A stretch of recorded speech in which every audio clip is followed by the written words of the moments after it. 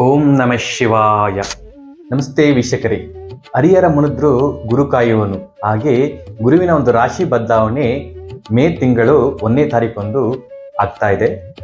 ಗುರುವು ವೃಷಭ ರಾಶಿಗೆ ಸಂಚಾರ ಮಾಡ್ತಾ ಇದ್ದಾರೆ. ಈ ಗುರುವಿನ ಒಂದು ಬದಲಾವಣೆಯಿಂದ ಮೇಷ ರಾಶಿಗೆ ಆಗುವ ಪ್ರಭಾವಗಳು, ಏನೇ ಶುಭ ಫಲಗಳು ಸಿಗುತ್ತೆ ಅನ್ನೋದನ್ನ ಈ ವಿಡಿಯೋದಲ್ಲಿ ತಿಳಿಸ್ಕೊಡ್ತೇನೆ. ನಾನು ನಿಮ್ಮ ಆಧ್ಯಾತ್ಮಿಕ ಜೊತೆಗಾರ ರಮೇಶ್ ಸನ್ನಸ್ವಾಮಿ. ಮೇಷರಾಶಿಯವರಿಗೆ ಧನಸ್ಥಾನ, ವಾಕ್ಸ್ಥಾನ, ಕುಟುಂಬ ಸ್ಥಾನದಲ್ಲಿ ಗುರು ಸಂಚಾರ ಮಾಡ್ತಾ ಇದ್ದಾರೆ. Is a very good time for ಮೇಷರಾಶಿಯವರಿಗೆ. ನಿಮ್ಮ ಈ ವರ್ಷ ನಿಮ್ಮ ಆರ್ಥಿಕ ಸ್ಥಿತಿ ಒಂದು ಉತ್ತಮ ಗತಿಗೆ ತಲುಪೋದ್ರಲ್ಲಿ ಯಾವುದೇ ಸಂಶಯ ಇಲ್ಲ. ಆರ್ಥಿಕ ಅಭಿವೃದ್ಧಿ ಅನ್ನೋದು ಚೆನ್ನಾಗಿ ಆಗುತ್ತೆ. ಹಾಗೆ ಕುಟುಂಬ ವೃದ್ಧಿ ಅನ್ನೋದು ಆಗುತ್ತೆ. ಗುರು ಎಕ್ಸ್ಟೆನ್ಷನ್ ಪ್ಲಾನೆಟ್, ವೃದ್ಧಿಕಾರಕ, ವೃದ್ಧಿಯನ್ನು ಮಾಡ್ತಾರೆ. ಹಾಗಾಗಿ ನಿಮ್ಮ ಕುಟುಂಬದಲ್ಲಿ ಒಂದು ವಿವಾಹ ಕಾರ್ಯ ಆಗಿ ಮನೆಗೆ ಹೊಸ ಸದಸ್ಯರ ಆಗಮನ ಆಗ್ಬೋದು. ಹಾಗೆ ಸಂತಾನ ಆಗಿ ಮನೆಯಲ್ಲಿ ಒಂದು ಮಗುವಿನ ಸದ್ದು ಕೇಳಿಸ್ಬೋದು. ಒಂದು ಕುಟುಂಬ ವೃದ್ಧಿ ಆಗ್ತಾ ಹೋಗುತ್ತೆ. ಹಾಗೆ ಗಾಯನ ಮತ್ತೆ ಉಪನ್ಯಾಸ, ಈ ಮಾತಿನಿಂದ ಗಳಿಸೋ ಯಾರು ಕೆಲಸ ಮಾಡ್ತಾ ಇರ್ತೀರ ಇವರಿಗೆಲ್ಲ ಅತಿ ಹೆಚ್ಚಿನ ಶುಭ ಫಲಗಳನ್ನ ಗುರುವು ಈ ವರ್ಷ ನೀಡುತ್ತಾರೆ. ಹಾಗೆ ಯಾರು ಆಭರಣ, ಜ್ಯುವೆಲರ್ಸ್, ರತ್ನ ಈ ಥರದ್ದೆಲ್ಲ ಮಾಡ್ತಾ ಇದ್ದಾರೆ ಇವರಿಗೆಲ್ಲ ಉತ್ತಮ ಅವಕಾಶವನ್ನು ಗುರು ತಂದುಕೊಡ್ತಾರೆ. ಹಾಗೆಯೇ ಆಹಾರ ಕ್ಷೇತ್ರ, ಮುಖ್ಯವಾಗಿ 2ನೇ ಸ್ಥಾನದಲ್ಲಿ ಗುರು ಸಂಚಾರ ಮಾಡ್ತಾ ಇರೋದ್ರಿಂದ ಆಹಾರ ಕ್ಷೇತ್ರದಲ್ಲಿರೋರಿಗೆ ಉತ್ತಮವಾದ ಒಂದು ಅವಕಾಶಗಳು ಮತ್ತೆ ಧನಲಾಭ ಅನ್ನೋದು ಆಗುತ್ತೆ. ಹಾಗೆ ಒಂದು ಗುರುವಿನ ದೃಷ್ಟಿಗೆ ತುಂಬ ಇಂಪಾರ್ಟೆನ್ಸ್ ಇದೆ. ಹೇಗೆ ಒಂದು ದೀಪ ಪ್ರಜ್ವಲಿಸಬೇಕಾದ್ರೆ ತನ್ನ ಸುತ್ತಮುತ್ತಲಿನ ಜಾಗವನ್ನು ಪ್ರಜ್ವಲಿಸುತ್ತೋ ಹಾಗೆ ಗುರುವು ನೋಡುವ ಒಂದು ಭಾವಗಳನ್ನ, ಮನೆಗಳನ್ನ ವೃದ್ಧಿ ಮಾಡ್ತಾರೆ. ಗುರುವಿನ ದೃಷ್ಟಿ ಬಂದು ಅರ್ಥ ತ್ರಿಕೋಣ ಅಂದರೆ 6, 10ನೇ ಭಾವಗಳ ಮೇಲೆ ಬೀಳ್ತಾ ಇದೆ. 2ನೇ ಸ್ಥಾನದಿಂದ 6ನೇ ಮನೆ, 8ನೇ ಮನೆ, 10ನೇ ಮನೆಯನ್ನು ಗುರು ದೃಷ್ಟಿ ಮಾಡ್ತಾ ಇದ್ದಾರೆ. 6ನೇ ಮನೆ ದೃಷ್ಟಿ ಮಾಡೋದ್ರಿಂದ ನಿಮಗೆ ಅಲ್ಲಿ ಕೇತು ಆಲ್ರೆಡಿ ಸ್ಥಿತರಾಗಿದ್ದಾರೆ, ಇನ್ನೂ 1 ವರ್ಷ ಅಲ್ಲೇ ಇರ್ತಾರೆ. ನಿಮಗೆ ರೋಗಸ್ಥಾನ, ಋಣಸ್ಥಾನ, ರಿಪುಸ್ಥಾನ ಅಂತ ನಾವು ಕರಿತೀವಿ.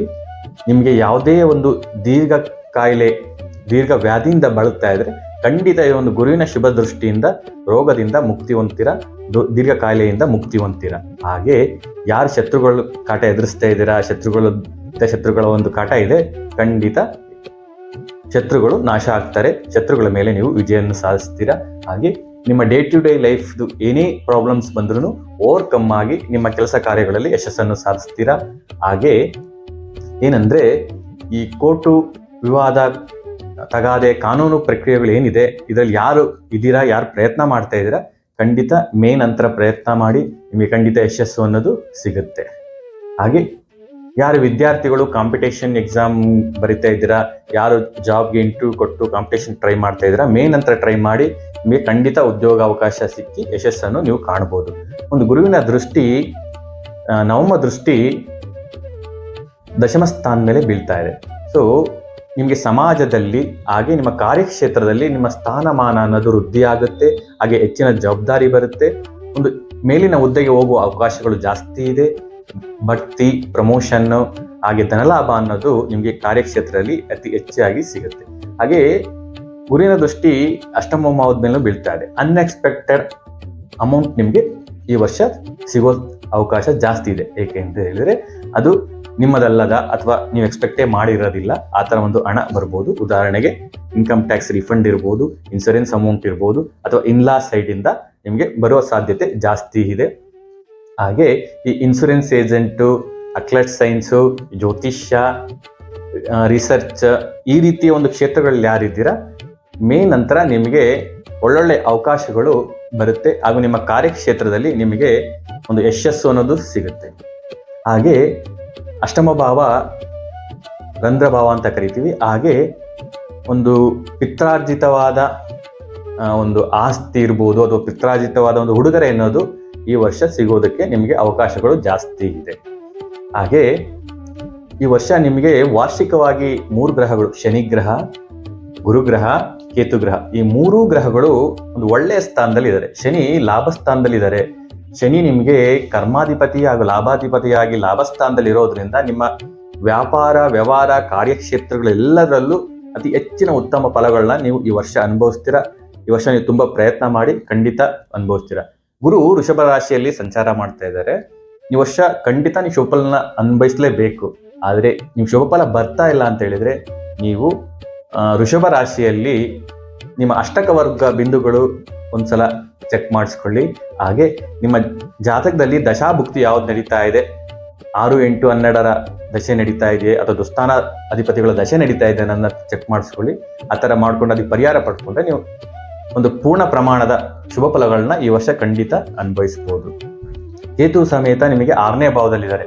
ಆಗಲೇ ಹೇಳ್ದಂಗೆ ನಿಮಗೆ ರೋಗ ಮತ್ತೆ ಶತ್ರು ಇವೆರಡನ್ನೂ ಮುಕ್ತಿ ಕೊಡ್ತಾರೆ, ಅಂದ್ರೆ ನಿಮಗೆ ಒಳ್ಳೇದನ್ನೇ ಮಾಡ್ತಾರೆ. ಖಂಡಿತ ಈ ವರ್ಷ ನಿಮ್ಗೆ ಒಳ್ಳೆಯ ಫಲ ಇದೆ. ರಾಹು ಮಾತ್ರ ವ್ಯಯಸ್ಥಾನದಲ್ಲಿ ಇರೋದ್ರಿಂದ ನೀವು ದುಂದು ವೆಚ್ಚದ ಬಗ್ಗೆ ಮತ್ತೆ ಮಕ್ಕಳ ಎಜುಕೇಶನ್ ಬಗ್ಗೆ ಸ್ವಲ್ಪ ಗಮನ ಕೊಡಬೇಕಾಗತ್ತೆ. ಹಾಗೆ ಯಾರು ವಿದೇಶ ವ್ಯಾಸಂಗ ಮಾಡಬೇಕು ಅಂತ ಇದ್ದೀರಾ, ಗುರು ವಿದ್ಯಾಕಾರಕ ಆಗಿ ನಿಮಗೆ 9th ಲಾರ್ಡ್ ಆಗಿರೋದ್ರಿಂದ 9ನೇ ಭಾವದ ಮೇ ನಂತರ ಟ್ರೈ ಮಾಡಿ ವಿದೇಶ ಹೋಗಿ ವ್ಯಾಸಂಗ ಮಾಡೋರು ಖಂಡಿತ ಒಳ್ಳೆಯ ಯಶಸ್ಸನ್ನು ಪಡಿಬೋದು. ಹಾಗೆ MNC ಕೆಲಸ ಯಾರು ಮಾಡ್ತಾ ಇದ್ದೀರಾ, ಹಾಗೆ ಈ ಡಿಜಿಟಲ್ ಮೀಡಿಯಾ ಸೋಷಿಯಲ್ ಮೀಡಿಯಾ ಕೆಲಸ ಮಾಡ್ತಾ ಇದ್ದೀರಾ, ಇಂಥವರಿಗೆ ಹೆಚ್ಚಿನ ಅವಕಾಶಗಳು ಬರುತ್ತೆ, ಹೆಚ್ಚಿನ ಲಾಭಗಳನ್ನು ನಾವು ನೋಡ್ಬೋದು.